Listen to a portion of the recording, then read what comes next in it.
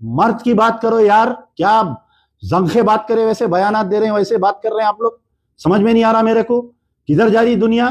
देखो आप अखियार, घर में अगर चार है तो चार की सियासत एक हो रही, हम आपस में क्यों ऐसा लड़ना, इसके ऊपर लड़ो। और आके धोबियां कपड़े धो रही, रेवंत रेड्डी की कोई चड्डी धो रहा, कोई बनियान धो रहा। अरे यार, ये मेरे को तनकीद का निशाना बनाने के बजाय ये जियो की कापी लियो, जाके गांधी भवन में धरना दियो, काले पट्टियां बन के फिरो, मुंहों को काले दस्तियां लगा के फिरो, जब मानते।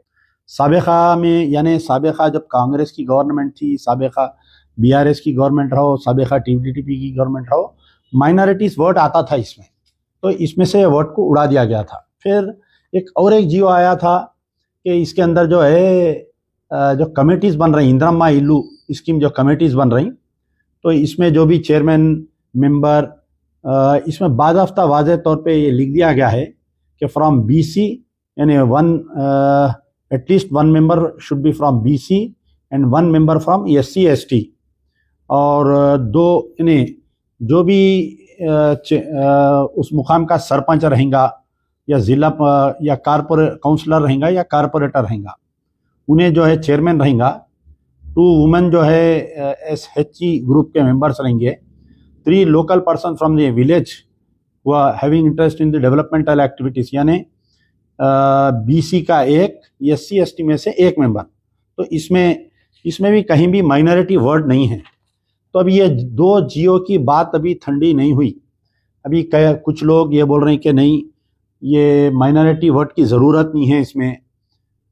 मुख्तलिफ गोशों से, मुख्तलिफ जावियों से जो है ये 2 जीबियों की तरफ से खिसियानी बिल्ली खम्बा नोचे के मुतरादिफ जो है ये बयानात दिए जा रहे हैं।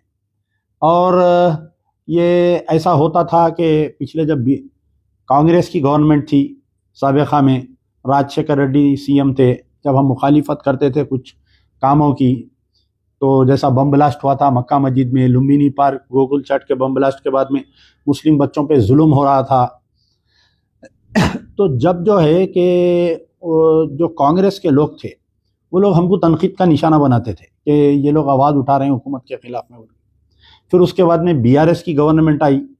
हम जब बीआरएस की गवर्नमेंट के खिलाफ में बोलते थे तो उस वक़्त पे कांग्रेस वाले खुश होते थे और बीआरएस के अक़लियती कायदीन हमारे खिलाफ में बयानात देते थे। अब मौजूदा कांग्रेस की गवर्नमेंट आई है तो अभी भी वो सिलसिला जारी है। तो आज मेरे को जो है एक जियो लगा हाथ को, GO memo number 1367/MC/2024 dated 18/10/2024। Actually जो है हर स्टेट में एक एजुकेशन कमीशन बोल के बनाते हैं, constitution of Telangana education commission, appointment of advisory committee. यानी अब यानी स्टेट में सिलेबस क्या होगा, यानी फर्स्ट क्लास से लेके 10th क्लास तक क्या सिलेबस रहेगा, इंटर का क्या सिलेबस रहेगा। तो एक एडवाइजरी कमेटी रहती जो गवर्नमेंट को एडवाइस करती, कैसा पढ़ाना चाहिए, तालीमी इदारे कैसा रहना चाहिए, इसमें चेंजेस क्या लाना चाहिए, इसमें बोल के। तो जो जियो की सब्जेक्ट है मैं पढ़ के आपको सुना रहा हूँ, higher education department, constitution of Telangana education commission, appointment of advisory committee, orders issued dated 18/10/2024. In the reference first and third cited above, government constituted Telangana Education Commission. Sri Akunuri Murali, IAS retired, has been appointed as the chairperson of the commission and other 3 persons appointed as the member of the commission.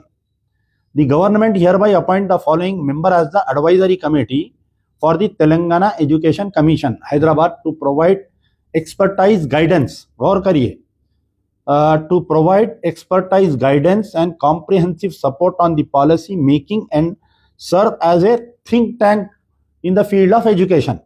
अब इसमें जो 6 लोगों को बनाए गए हैं, यानी 2 आदमी कमीशन के मेंबर रहेंगे और 3 और इसमें है professor G Hara Gopal, retired professor Hyderabad central university, professor K Murali Manohar, retired professor Kakatiya university, professor K Venkat Narayan, retired professor Kakatiya university, professor S Sujata Rao, सत्यवाना university, Shri R Venkat Reddy, MBF national convener, Sri K.M. Sheshadri, Education Specialist, UNICEF.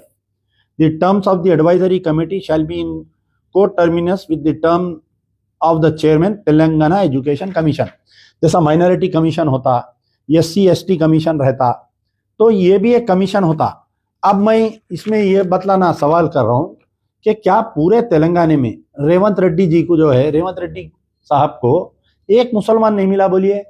Chairman अकुनु मुरली IAS retired, 6 के 6 पूरे गैर मुस्लिम है।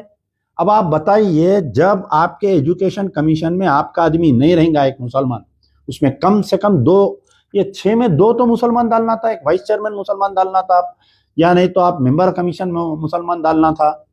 अब आप बताइए कि आप एक तरफ बोल रहे हैं हम उर्दू की बका के लिए है, उर्दू स्कूलों की बका के लिए, उर्दू जूनियर कॉलेज की बका के लिए है। अब ये कमेटी क्या उर्दू स्कूलों को बचाएंगी या उर्दू पढ़ाएंगी लिखेंगी? बोलिए आप। अच्छा, अब इसके अंदर जो है, जब सिलेबस बनेगा तो अगर फर्ज करिए सिलेबस में कई वक्त ऐसा होता कि क्वेश्चन पेपर्स जो है बाहर से बन के आते, इन्हों स्क्रूटनी करते। अगर कोई क्वेश्चन में इस्लाम के ताल्लुक से, कुरान के ताल्लुक से, या सरकार दो आलम सल्लल्लाहु अलैहि वसल्लम की शान में अगर कोई गुस्ताखी का सिलेबस आ गया, तो ये 6 आदमी प्लस 1 ये कमीशन ये बता सकते क्या? बोलिए, इसमें एक मुसलमान क्यों नहीं है? वो जो तमाम लोग मेरी तनकीद कर रहे हैं या मेरे खिलाफ में स्टेटमेंट दे रहे हैं, देखिए मैं जब भी कोई बयान देता हूं या कोई हुकूमत को या किसी को मैं तनकीद का निशाना बनाता हूं, तो इसमें हमारा कोई जाती वो नहीं रहता। जब हम BRS के दौर में हम उनकी नुक्ताचीनी करते थे तो कांग्रेस वाले खुश होते थे, BRS वाले हमको बोलते थे कि इन कांग्रेस से मिले हुए हैं बोल के। अब जब हम कांग्रेस के दौर में ये 9 महीने में जो नाइंसाफियां हो रही मुसलमानों के ताल्लुक से हम ये बता रहे हैं, तो अब कांग्रेस वाले बोल रहे हैं इन BRS से मिले हुए हैं।